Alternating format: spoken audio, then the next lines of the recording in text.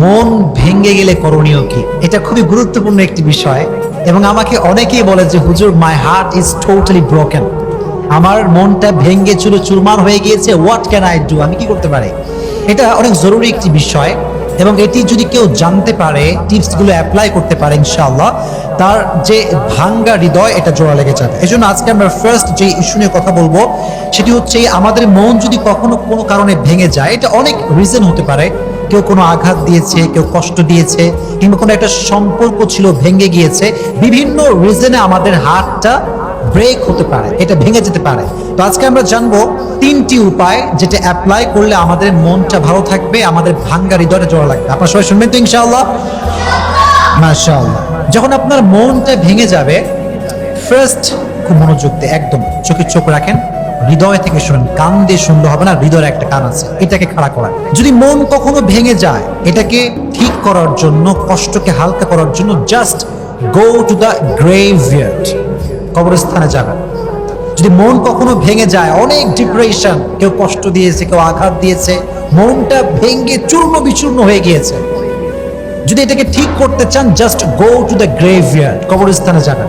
কবরস্থানে গিয়ে যে কবরটা আছে, মেয়েদেরকেও বলছি, ছেলেদেরকেও বলছি, কবরস্থানের দিকে তাকাবেন, যে কবরগুলো আছে কবরগুলোর দিকে তাকাবেন, তাকে ভাববেন যে হায় রে হায়, আজ আমি যেমন আছি কাল কিন্তু সে তেমনই ছিল, আর আগামীকাল আমি তেমন হব আজ যে যেমন আছে। এটা আপনি ভাববেন যে মানুষটা আছে কবরে শুয়ে আছে, তার অভিমান ছিল, রাগ ছিল, ভালোবাসা ছিল, সব ছিল, কিন্তু দিন শেষে সবকিছু শেষ হয়ে গিয়েছে। দ্যাট মিনস ये जो दिन है ये दिन खत्म होने वाला है, ये हमेशा रहने वाला नहीं है। এই যে কষ্টের দিনটা, এটা সাময়িক, এটা আজ আছে কাল থাকবে। These days are temporary, so don't be sad, don't be frustrated. These days are not permanent, these days are temporary. এটা সাময়িক, এটা আজ আছে কাল থাকবে না। এবং আপনি যখন মনটা ভেঙে গেছে, ask yourself why your heart is broken. আপনি নিজেকে জিজ্ঞেস করেন যে আমার মনটা কেন ভেঙে গেল। আপনি জাস্ট অনেক অবজার্ভ করার পরে বুঝতে পারবেন যে as a Muslim you have no connection with Salah, you have no connection with Quran, you have no connection with Prophet Muhammad sallallahu alayhi wasallam. আপনি মুসলমান ঘরের সন্তান, নামাজের সঙ্গে আপনার কোনো সম্পর্ক নাই। আপনি মুসলমান ঘরের সন্তান, কোরআনের সঙ্গে আপনার সম্পর্ক নাই। So as a Muslim you don't have any kind of connection with Salah, so how do you not expect the sadness that you're feeling, man? যদি আমার মুসলমান হিসেবে আমার নামাজের সঙ্গে কোনো সম্পর্ক না থাকে, আমার মন ভাঙবে না তো কার মন ভাঙবে? আমার মন তো ডেফিনেটলি ভাঙবে। এজন্য ask yourself why you are depressed. আপনি কেন হতাশ, কেন আপনার ভিতরে এত কষ্ট, কেন আপনার মনটা ভেঙে চূর্ণ বিচূর্ণ হয়ে গিয়েছে?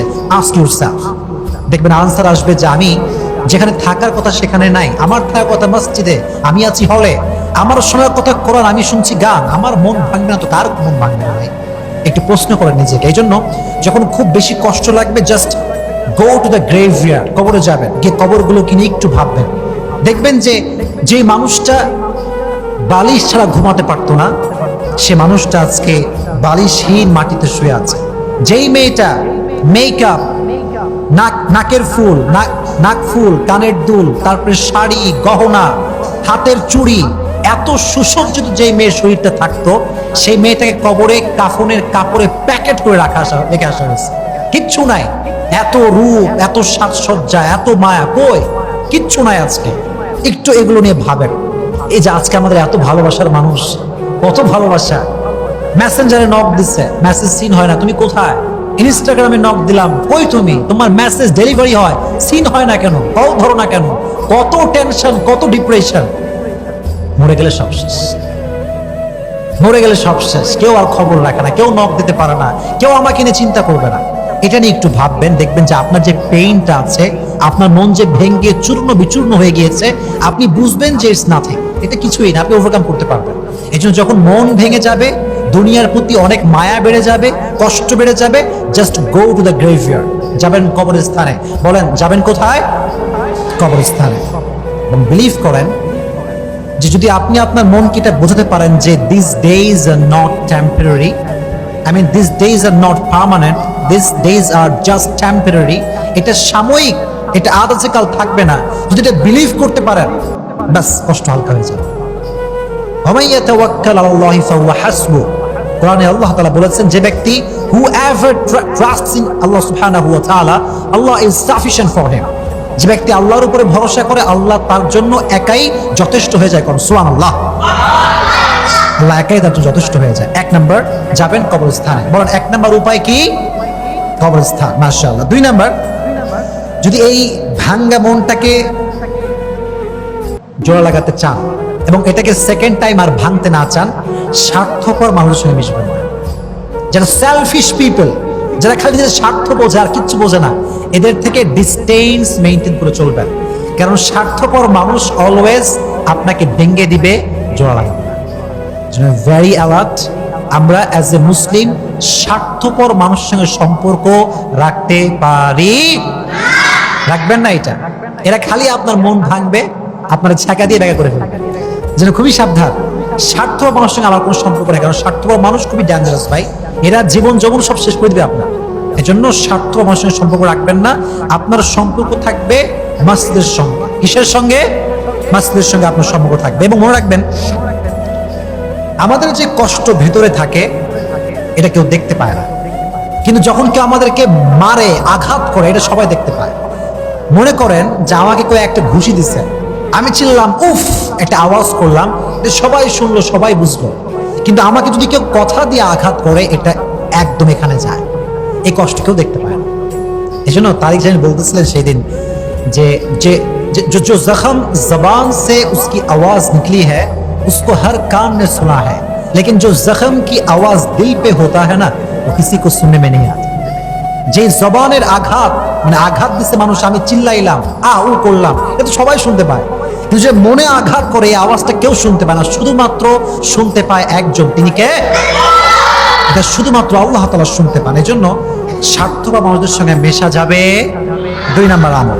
তিন নাম্বার যে বিষয়টি আপনি করবেন সেটি হচ্ছে, মন ভেঙে গেলে, আমি জানি এটা প্রচুর পরিমাণে কাঁদতে মনে চায়, মনে হয় যে একদম চিল্লা ফাল্লা করে কান্দি, একদম সবকিছু একাকার করে ফেলুক মনে হয়। আচ্ছা ঠিক আছে, আমি আপনাকে পারমিশন দিলাম যে আপনি কান্না করবেন, বাট একটা সময় আছে। সময়টা কখন? যখন সবাই ঘুমিয়ে যাবে, যখন ফজরের নামাজের সময়ের কাছাকাছি সময়, অর্থাৎ তাহাজ্জুদের সময় উঠে যাবেন। ঘুমাবেন না, ঘুমানোর বাদ দিয়ে উঠে যাবেন।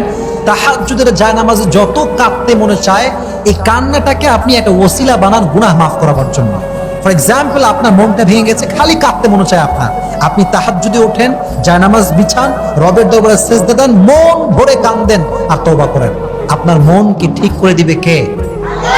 আপনার মনটা জোর লেগে যাবে ইনশাআল্লাহ। এটা খুব জরুরি একটি বিষয়। তাহাজ্জুদ আপনার মনকে শান্ত করে দিবে ভাই। এটা এক অসাধারণ জিনিস। এটা যে পড়ে সে বোঝে, এটা যে মানে সে এটা বোঝে। এজন্য যদি কাঁদতে মনে চায়, তাহাজ্জুদে জায়নামাজে কাঁদবেন, পারা যাবে ইনশাআল্লাহ। আর সকলে একটি দোয়া করবেন বেশি বেশি, আমার সঙ্গে পড়েন, রব্বানা আতিনা ফিদ দুনিয়া হাসানাহ ওয়া ফিল আখিরাতি হাসানাহ ওয়া কিনা আযাবান নার। রব, তুমি আমাকে দুনিয়ার সমস্ত কল্যাণ দান করো এবং আখিরাতের সমস্ত কল্যাণ দান করো এবং আমাকে জাহান্নামের আগুন থেকে বাঁচাও। সকলেই পড়েন আমিন।